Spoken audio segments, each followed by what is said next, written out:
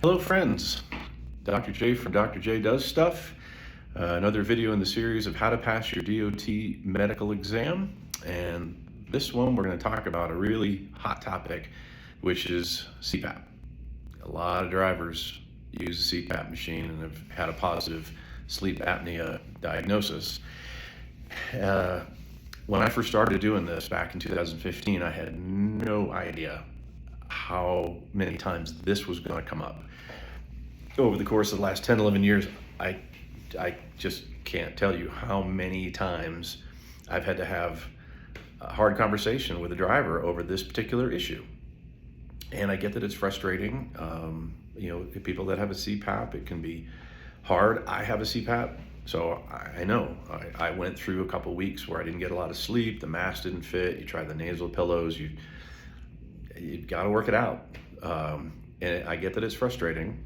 And there is some grace involved. This is not a non-discretionary standard like vision, hearing, insulin, and seizures.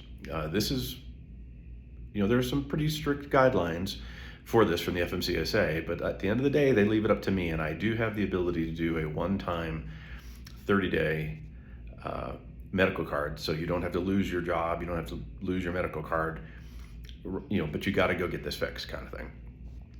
So let's talk about what sleep apnea is. There's a whole scoring system about it that they talk about. Well, do you snore at night? Has anybody observed you stopping breathing while you're sleeping? And there's a handful of questions involved in that, but the drivers are usually pretty honest, and they'll check, yes, I've had a sleep test and a diagnosis on that. And when I see that on the form, on page 2 of the form that you'll fill out, then of course that triggers like, okay, well, do you have an app on your phone that you can show me the usage, or do you have a report or anything? Because I have to see proof of use of the CPAP. And the reason for that is because driving exhausted and driving drunk are statistically the same thing. Reaction times are almost identical. So if you think about it from that perspective, if you're not sleeping, you're not getting a good REM cycle sleep, and using that CPAP machine at least 4 hours a night, then you're good chance you're driving exhausted, and that's pretty dangerous. And when you first get the diagnosis and you first use it, and it's frustrating, and I don't want to use this thing, I just think it's a money grab. Well, no, if you've been diagnosed to have it, you have to use it. It's unfortunate that you happen to be in that situation and somebody else isn't, like any other medical condition, but it just is what it is. And if you want to keep your job, you want to keep your medical card, so you can keep your CDL, you've got to use that CPAP, and you have to use it per the DOT's recommended use. So what is that? You have to, or what they asked me to do is look the last 90 days of usage. So if you came in today, I look at the 90 days prior to today. And within those, about 63 of those 90 days, or 70% is the number, you have to have used it 4 hours or more. Now, most people sleep more than 4 hours. Well, why only 4? Well, the FMCSA knows that over the last 90 days, maybe you had a few days off of travel, you didn't take the thing with you, or you used it and then at night you knocked the mask off when the machine didn't record anything that night, or whatever. So we're not looking for 90% or 100%, but bare minimum 70% of the last 90 days, or 63 days, 4 hours or more per night. And that's what's on that report that I'm going to either have you hand me, I'll make a copy, put it in the record. So if there is an audit, I can say this person provided the evidence, and I can prove that they're good. And a lot of times now there's an app, My Air is a popular one. I believe that's for ResMed, but either way, drivers will be like, yep, here you go, just scroll and hand it to me, I'll just take a screenshot. It's super easy. Where it gets frustrating is when drivers say, nah, I don't use that damn thing, or, well, I've used it and then I don't use it, and back and forth. And like, I can't pass you, based on that evidence. It doesn't rise to the standard of the FMCSA, and it's my license. If you get into an accident, they're going to come subpoena all those medical records and go, he's on a CPAP. Where's the evidence? Or she's on a CPAP. I see the evidence, but the evidence isn't enough to have passed. So why did you pass them? You know the rules, Jeff. You did the test. You right. And then God forbid if somebody got injured or even worse, killed, that can be criminal on me, third-degree manslaughter, because I let you back on the road knowing full well that you didn't have the evidence to show, and that you could have been potentially a danger on the road, falling asleep behind the wheel. So the whole point of it is public safety, right? Like everything else. Bring in your machine if you need to. I can't promise that your DOT medical examiner can figure out the machine and how to read it. A lot of times the machines will have an SD card in it. They're encrypted, so you would have to call ResMed or call whoever makes your machine. I think Philips is another one. And say, hey, I live in this particular area. I need to take that chip and get my report because I got to pass my DOT exam. But probably like machines in the last, let's say 5 to 10 years, they all have a Bluetooth capability, and you can connect them to your phone, so you have all the evidence, and you know that you need to bring evidence in.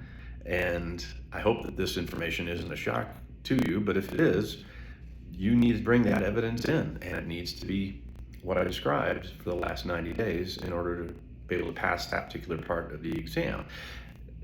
So what happens if the driver doesn't have that, doesn't have their phone, doesn't have their machine with their, now what?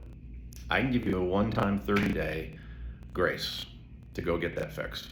And then you go and you start using the machine, or you go get the data that you might claim you didn't know, or the last guy didn't ask me for this. Well, if the last guy didn't ask you for it and you were taking a CPAP, then the last guy turned a blind eye and risked their license on your behalf. But I don't do that. I got a family too, so bring that in. But if you can't, and I give you the one-time 30-day, give you that 30 days to go and get on the stick, get on that machine, or go get the evidence and bring it back, then you shouldn't have any problem with it. And that's the most important thing is we just want to make sure nobody's falling asleep behind the wheel.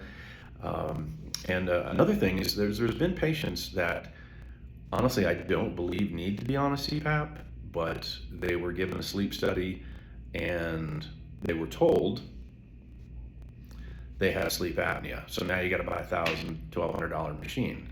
Well, there's a thing called an AHI and in there, and it's the apnea hypopnea index. And that's really important to look on your study. And if it's less than 15, then you do not require a CPAP machine according to the FMCSA. And I've had people come in and go, the machine, it's super uncomfortable. I feel like I'm choking. I don't think I need this thing. I said, well, do you happen to have on your phone your sleep study information? And if you do, bring that up and let me take a look at it.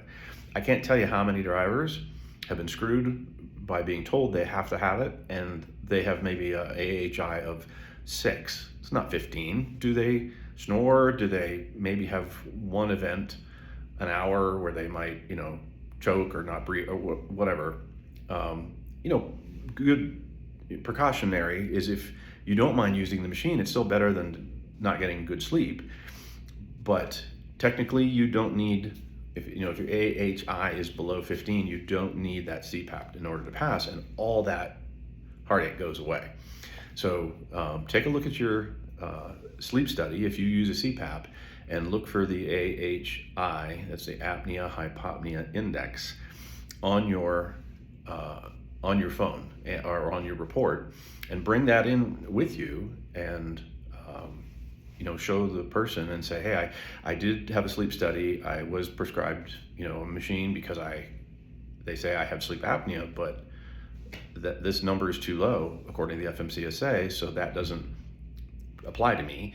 And if that particular examiner says no, you must have this, and go find a different examiner because that information is wrong. So I've gotten a lot of people off of CPAPs who have very, very minor issues with sleeping, but they were told, oh, you've got to have a machine and you've got to have this and blah, blah, blah. It just depends, right? To know the rules, how they apply to you before you go into this exam, and I'm sorry, I know I keep beating on this in every video, but you need to know the rules. And for over the 17,000 exams that I've done, there's a lot of people on CPAP machines. A lot of truckers are on CPAP machines. And it's a kind of a profession where you're eating truck stop food and you're on your rear end for hours and hours and hours a day. You're not getting any exercise. Guys get heavier, they put on weight, they get some pre-diabetes, or they get some blood pressure, or both, or whatever. And it's really a hard profession. It's really hard on the body. And at some point, then you might develop apnea and might need to have the machine. But if you know ahead of time, you need to bring in the evidence or your report that says you don't require to show any evidence. Knowing that ahead of time allows you to be able to come in and pass one time. That's the goal, right? Is to come in, knock this thing out, everything's great, and you're doing well. And so the series is to help educate you, tell you the truth, and not keep all that information up here. There's just not a lot of these videos online, and there's 4 million drivers in the country that are affected by this. And we need drivers to be out on the road safely, but we need them out there because they run the country. And we just need to go through the steps and make sure that everybody's going to be safe. Just like medication, if you're taking a certain medication requires that form we talked about, then you got to have that form.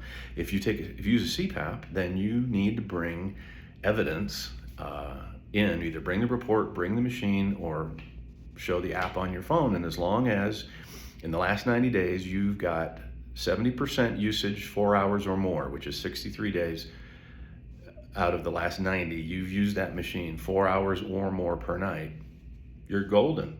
Box checked. You move on to the next part of the exam. So I hope that information is helpful. It's educational. That's the purpose of the channel. In this particular capacity, this series of how to pass your DOT medical exam. Please like, subscribe, share, comment, hit the bell for future notifications, and that'll allow us to continue to keep making these videos for you. And be safe out there.